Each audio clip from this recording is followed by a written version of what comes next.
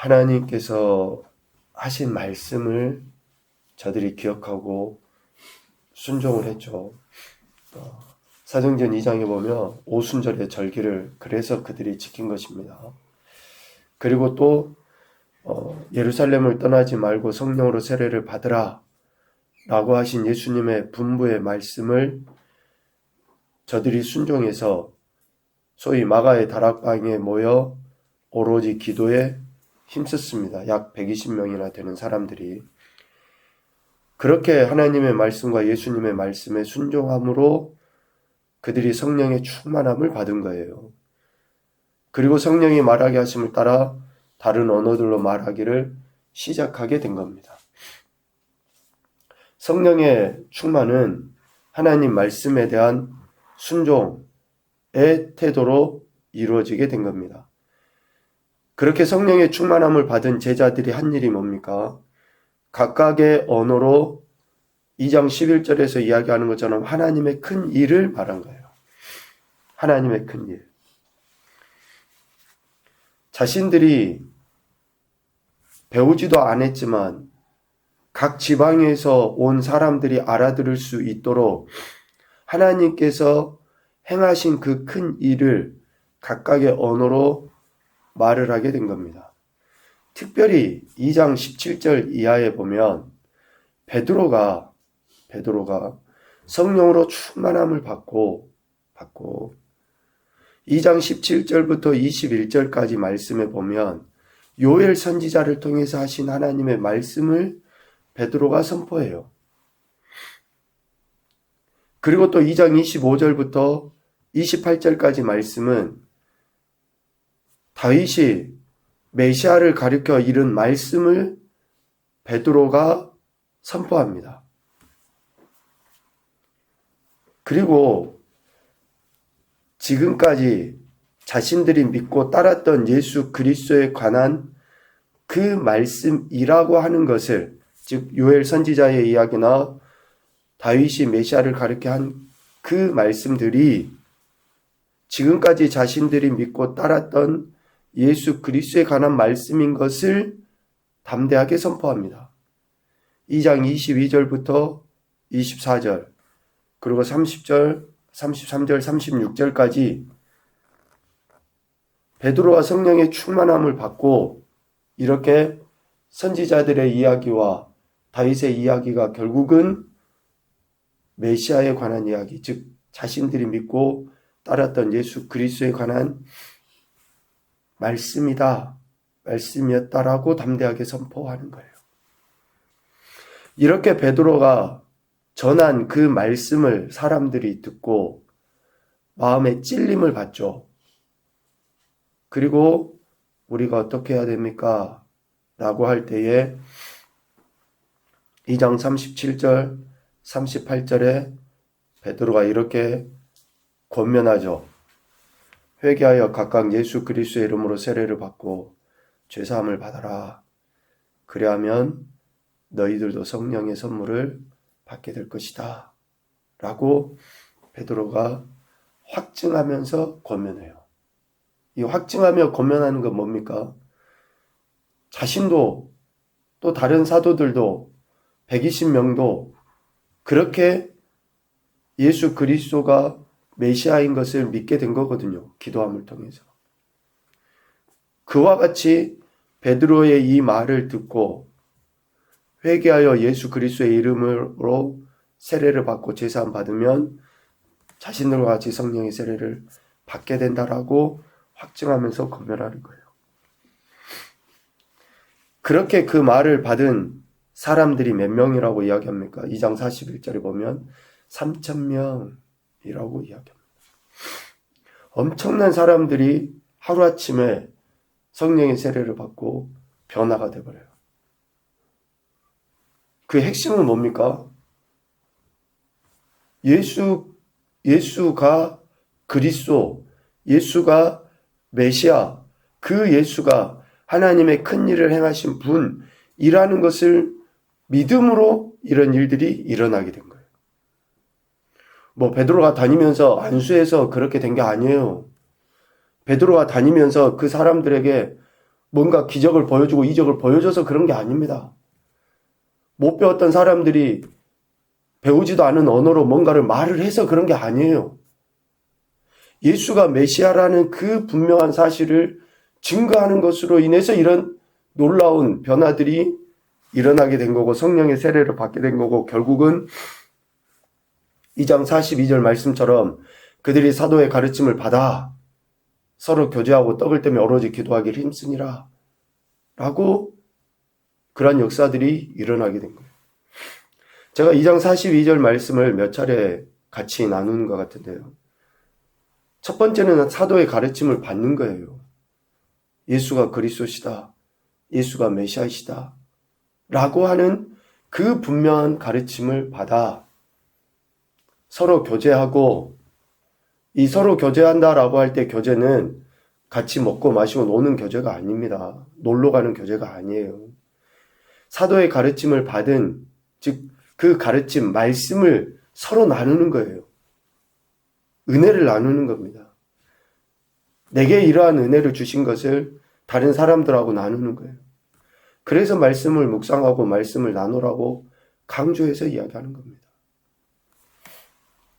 그렇게 말씀의 나눔의 교제가 있고 이제 비로소 떡을 떼죠. 공동체 안에서 같이 친교의 시간을 갖는 거예요. 그리고 그 모임과 그 교제와 그 가르침의 결국은 뭘로 나타나야 됩니까? 기도하는 것으로 나타나요. 하나님 말씀을 삶에서 살아내기 위해서 가르침을 우리 삶의 실제가 되도록 하기 위해서 기도하기를 힘쓰게 되는 거죠. 성령 충만한 베드로의 그러한 그 가르침에 대해 반응을 보인 자들이 이러한 변화로 실질적으로 나타나게 된 것입니다. 오늘 3장에 보면 베드로와 요한, 특별히 베드로가 보다 더 성령에 충만해서 이제 소위 말하는 기적도 이적도 나타내 보여지는 그런 일들이 기록되어 있습니다. 10절까지 말씀해 보면 성령 충만함을 받은 베드로와 요한이 성전에 올라가는 내용이 기록되어 있죠.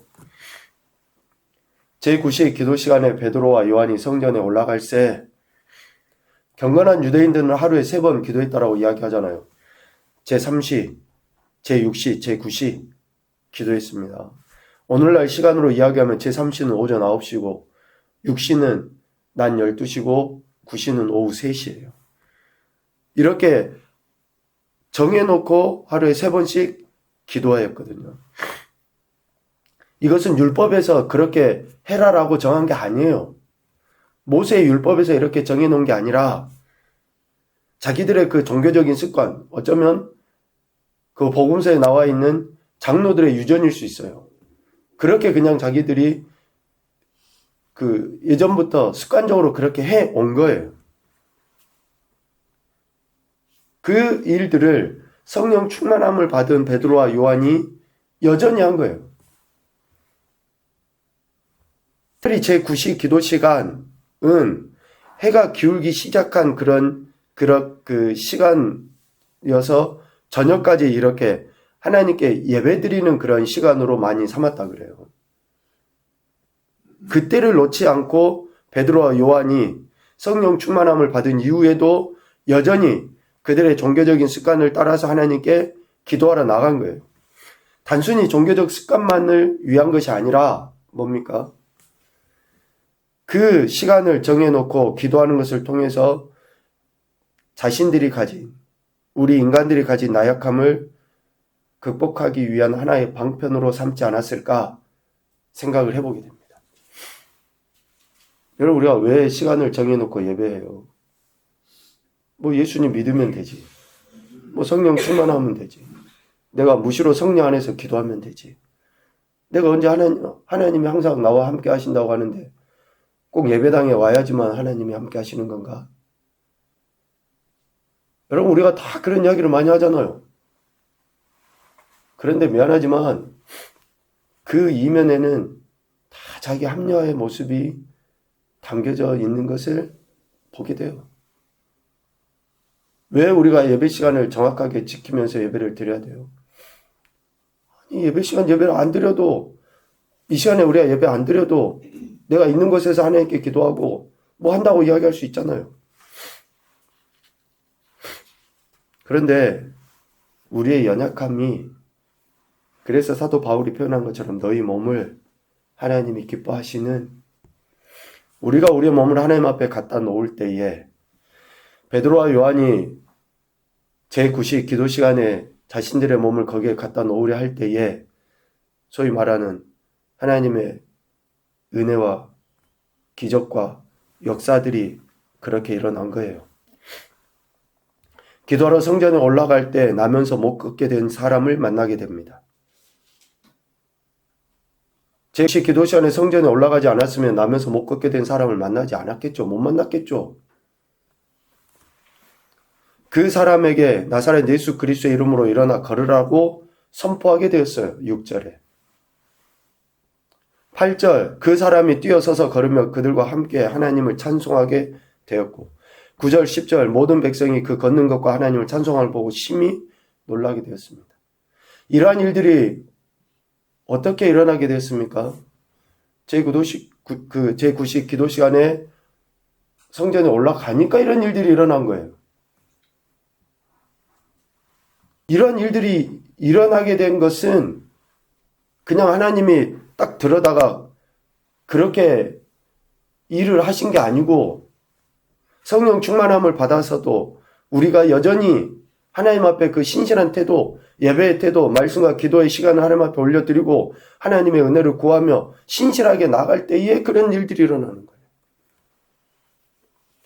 우리는 소위 기적이라고 하는 것이 그냥 하늘에서 툭 떨어지는 것을 이야기합니다. 예수님 앞에 나왔던 수많은 병자들, 고침받은 이들, 그들이 소위 기적을 경험했다라고 이야기하는데 어떻게 기적을 경험했습니까? 자신의 그런 수치, 부끄러움, 사람들 앞에 나갈 수 없는 상황임에도 불구하고 믿음의 결단으로 나아간 거예요. 혈루증을 앓는 여인, 딸이 죽었잖아요. 야이로. 그런데도 어때요? 자신들의 그런 지위, 위치 다 내려놓고 예수님께 나아갔어요.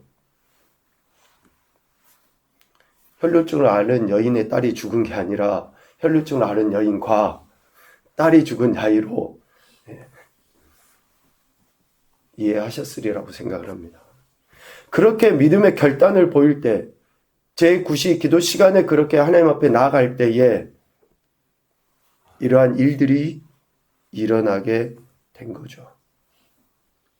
여전히 하나님께 기도하는 태도와 습관을 보일 때, 여전히 하나님의 말씀에 대한 순종의 태도를 보일 때 하나님의 은혜와 능력, 역사하심이 우리 삶의 실제가 되는 것입니다.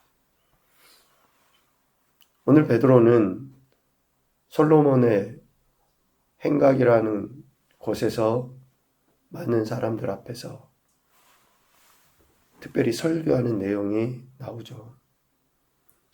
사람들이 의아하게 생각하죠. 나면서부터 못 걷는 사람이 어떻게 걷게 되었을까? 그러한 이야기를 설명하기 위해서 오늘 12절 이하에 솔로몬의 행각에 모여서 이야기를 합니다. 12절과 16절에 보면 나면서 못 걷게 된 이가 걷게 된 것은 베드로 자신의 그러한 권능과 경건으로 된 것이 아니라 오직 예수 그리스도로 말미암아 완전히 낫게 되었다 라고 이야기해요. 또 13절 15절에 이야기하는 것처럼 그 예수 그리스도는 하나님께서 영화롭게 하셔서 빌라도에 의해, 결국은 빌라도에 의해 죽임을 당한 거죠. 죽임을 당하게 되시지만 죽은 자 가운데서 살아나셨다. 나면서부터 못 걷게 된 자가 예수 그리스도로 말미암아서 고침받게 되었는데 그 예수 그리스도는 죽으셨다가 다시 살아나신 분이시다.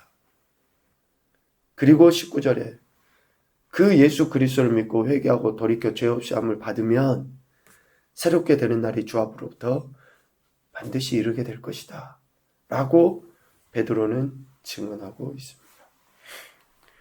이처럼 성령 충만함을 받은 베드로는 오직 예수 그리스도에 대해서 이야기해요. 그리고 예수 그리스도를 믿는 이들이 육체도 나음을 받지만 영혼의 구원을 받게 된다라고 분명하게 증언하고 있습니다. 그래서 결국 성령 충만에 결국은 뭘로 나타나요? 우리가 뭐 어떤 은사를 행하고 뭔가 이적을 나타내 보이고 그것이 주가 아니에요. 결국은 뭡니까? 예수 그리스도를 드러내는 거예요. 예수 그리스도를. 예수 그리스도를 높이는 거예요. 나 같은 인생을 불쌍히 여기시고 그렇게 행하시는 예수 그리스도를 드러내 보이는 것이 성령 충만인 거예요. 내가 누군데? 내가 어떤 존재입니까? 먼지맛도 못하고 죽어 마땅한 죄인인데도 하나님께서 불쌍히 여기셔서 그렇게 예수 그리스도를 믿게 하시고 더 나아가서는 성령으로 충만함을 받게 하셨는데, 그래서 오늘 베드로는 자신의 능력으로 그렇게 한 게 아니라 오직 예수 그리스도로 말미암아 이 모든 일들이 이루어지게 된 것이다 라고 분명하게 증언하고 있습니다. 첫 번째 교훈입니다. 성령 충만함을 받은 이후에도 여전히 신실하게 하나님께 대한 겸손함을 보여야 한다. 우리가 과거 또 교회사적으로도 성령 충만함을 받아서 여러 가지 은사를 행하는 자들이 겸손하지 못하여 교회의 분란과 분열과 각각의 문제들을 일으킨 것들을 우리는 알고 있죠. 성령 충만함을 받고 또 여러 가지 은혜, 은사, 선물로 하나님께서부터 허락하셔서 받을 수 있어요. 그런데 여전히 하나님 앞에 신실하고 겸손해야 되는데 그렇게 하지 못했기 때문에 문제가 됐던 거예요. 두 번째, 성령 충만함은 오직 예수 그리스도를 높이고 그분의 역사하심을 인정하는 태도로 나타나야 한다. 결국에는 예수 그리스도를 높이는 거예요. 우리 자신을 낮추고. 이게 성령 충만의 본질이고 성령 충만함을 허락하신 하나님의 뜻이에요. 은사를 허락하신 하나님의 뜻입니다. 예수 그리스도를 높이도록 하기 위해서. 오직 예수님만을 높이기 위해서 성령 충만을 허락하신 것이죠. 마지막 세 번째로 하나님 아버지의 신실하심이 예수 그리스도를 믿는 인생에게 복주심으로 드러난다. 예수 그리스도를 이렇게 믿는 자들에게 하나님 아버지의 신실하심이 복주시는 것으로 나타나요. 그래서 우리는 여전히 말씀 앞에 겸손히 무릎 꿇어야 되고 그 말씀을 붙잡고 기도하는 것을 통해서 성령 충만함을 받고 그 성령 충만함을 받아서 더더욱더 예수 그리스도를 높이는 그런 인생의 삶을 살아가야 하는 것이죠. 오늘도 저와 여러분에게 생명 주시고 또 하나님 나라 백성으로 살아가게 하신 하나님께 감사하시면서 말씀의 순종을 통해 성령 충만함도 받고 또 성령 충만해서 더 큰 영광 올려드리는 그런 귀하고 복된 한 날 우리의 인생들이 되실 수 있기를 주님의 이름으로 축복합니다. 아멘.